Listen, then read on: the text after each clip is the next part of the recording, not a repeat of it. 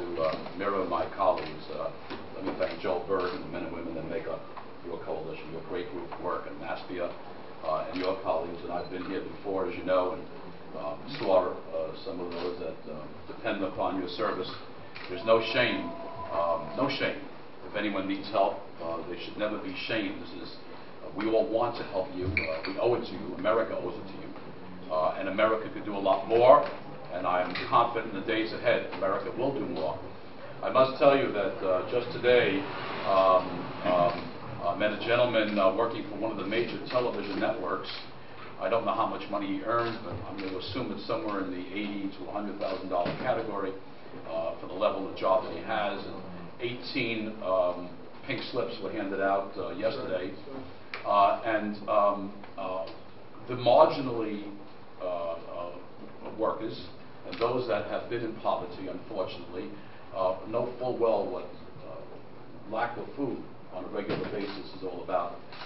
Now we're being inundated with men and women who have been in the middle class, who are mortgaged up to their eyeballs, who may be paying for college education of their children, and now find one of the spouses unemployed, and they are several paychecks away from economic ruin. And that is not a infrequent story. Unfortunately, it's becoming more and more frequent. And therefore, it absolutely is essential, that this government, and we all agree with that, Joel, that this government responds and understands that this is at crisis levels at this moment. And it cannot and will not be tolerated. Now we have our part too, all of us in New York. And certainly in Brooklyn we do our part, and we can do more. We can make our contributions to our soup kitchens around the borough for sure. We can volunteer. We can ask our employers to help out. We can certainly have our churches, our mosques and temples far more actively involved in providing food and clothing, and certainly a greater amount of contributions. But you're right, Joel, this is a government challenge. And we can and we must raise our voices and let those that serve us on the federal level hear us very, very clearly.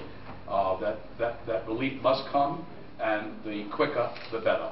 One other thing, wherever possible, we have to keep on talking about food stamps, because hundreds of thousands of eligible Brooklynites, for whatever reason, do not apply for food stamps.